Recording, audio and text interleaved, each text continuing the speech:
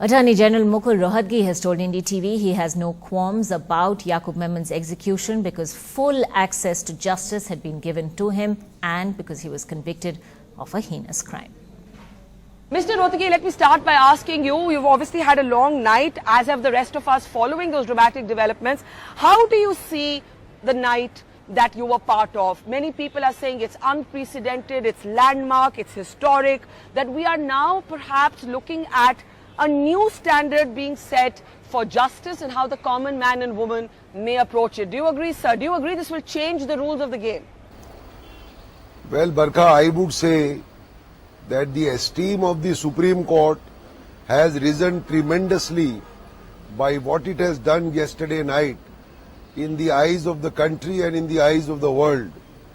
The Supreme Court, in an unprecedented hearing, heard a case at 3 a.m. in the morning because a hanging was scheduled for 7 a.m., notwithstanding the fact that the Supreme Court heard a petition by the same convict from 10:30 a.m. to about 4:30 p.m. yesterday, and ample hearing was given to both sides.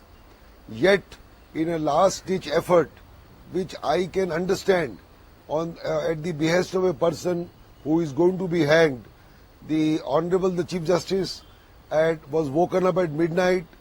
He requested the 3 judges who had heard the matter earlier to hear the matter.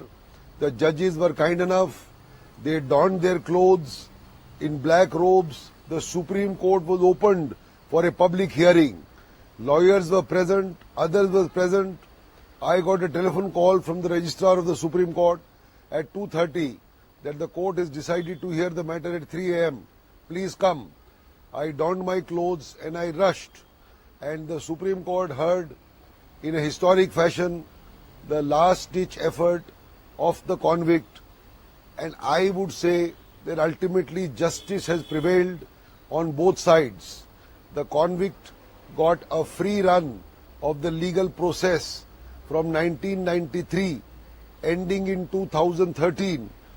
Then dismissal of the first review petition, then dismissal of the mercy petition by the President in April 2014, then the right to have a second review petition heard in open court vis-a-vis the earlier rule that it will not be heard in open court.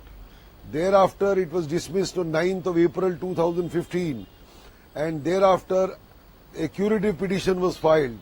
The curative petition was dismissed on 21st of July. Thereafter, this new writ petition was filed and it came up for hearing on 27th.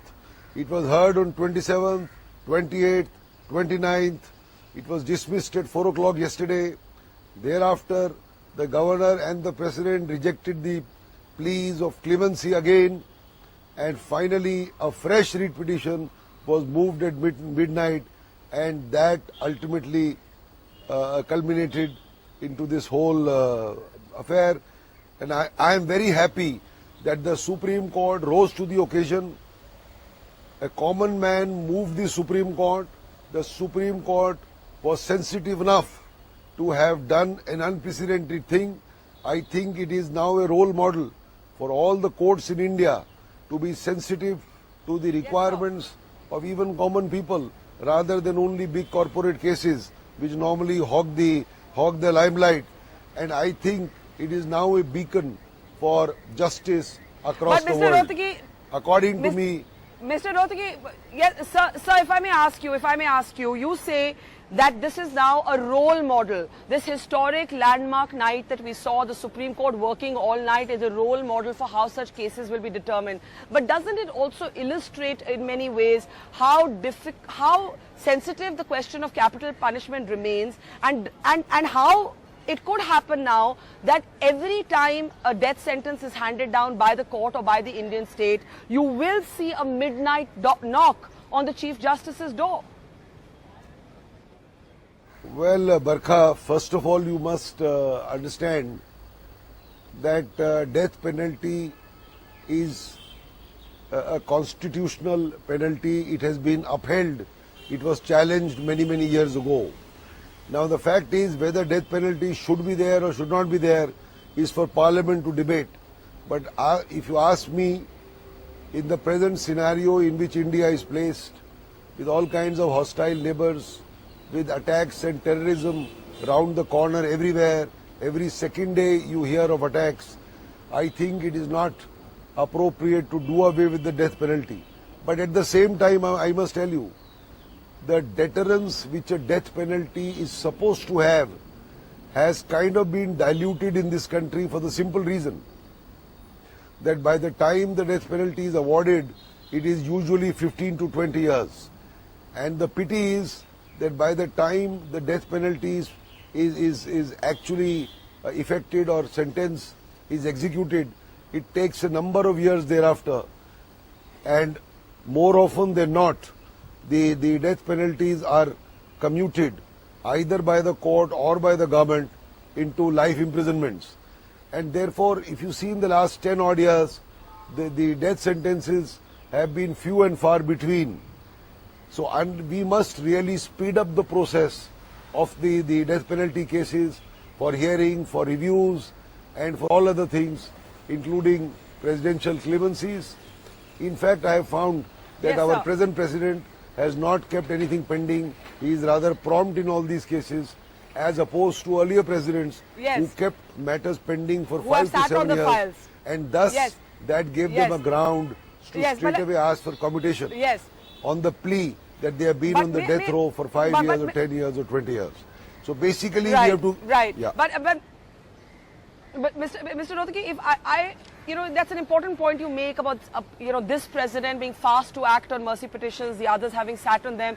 And in many ways, it points to how, in many ways, the debate around capital punishment in India continues to be determined by individual preference. But can you describe the environment inside the court last night? I was, of course, reporting on every argument being made by you and by Yaqub Memond's defense team. But what was it like? You said it was about upholding democracy, but can you share if you felt any last minute pangs? It really went down to the wire. You were still arguing at about 4:30 a.m. The execution was slated for 7 a.m. Did you feel any moments of doubt at all that this man was going to hang in 2 hours and maybe you could give him another few days? How did you deal with that? And can you please describe the environment on this historic all-nighter in the Supreme Court? No, I didn't see a doubt. See, I was doing my duty. I don't think a case of hanging should ever be described as a victory for somebody or a defeat for somebody. Ultimately, a life is being snuffed out, but then that is the law, that is the procedure.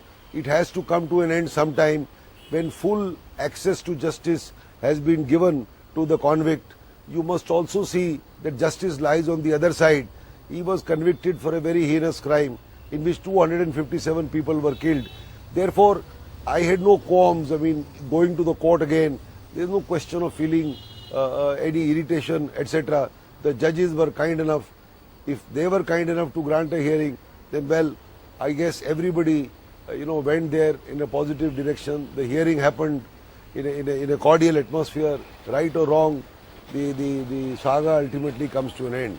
That's what has happened. But do you worry as Attorney General, Mr. Mukul Rohtgi, that henceforth, every time the state actually hands out capital punishment, people will say, just like you offered an all-night hearing to Yaqub Memon, we also deserve for the court to give us that last chance to have a voice in the system. And many people will say that the common man or lesser known people or less controversial people should also get the same access to a midnight hearing and an all-night hearing or a pre-dawn hearing. Well, let me tell you, the Supreme Court has had unprecedented hearings in the past also. But this hearing early in the morning was probably the first. But let me tell you, whether it is this case or that case, the Supreme Court will not make any discrimination. Now, it all depends on the facts of a particular case. This last-minute hearing was agreed to by the court because of the convict's latest mercy petitions, which were moved, in fact, yesterday before the President and a couple of days before the Governor of Maharashtra. Now, both were ultimately rejected after the court hearing came to an end at 4:30 yesterday. So, he tried to challenge those rejections which happened late at night. Now, in a fact situation like this, there is no way that the matter could be postponed. So either it is heard or it is not heard. And the court was kind enough to hear it. But it is not necessary that in every death sentence case, this scenario will unfold. If it does unfold, then I am sure the court will rise to the occasion. If it doesn't unfold and it can wait for a day, then I am sure a hearing can happen early morning. But I don't feel that floodgates will open the way you are suggesting. It all depends on the facts of each case, and ultimately the Chief Justice is the person who has to decide whether to have a hearing in an unprecedented fashion or not. Mr. Rohtgi, let me ask you a last question. There was an irony in the Supreme Court as it upheld the execution for Yaqub Memon, but also upheld its decision to commute the death sentence of Rajiv Gandhi's killers to life. So do you see in this irony a continuing dualism in the Indian mind about capital punishment and the absence of consistency? See, the debate around capital punishment cannot happen in courts. The courts have upheld it. That's the end of the matter. It can certainly happen in the people's court, which is Parliament. It is for Parliament to decide after seeing all the pros and cons and after seeing the statistics.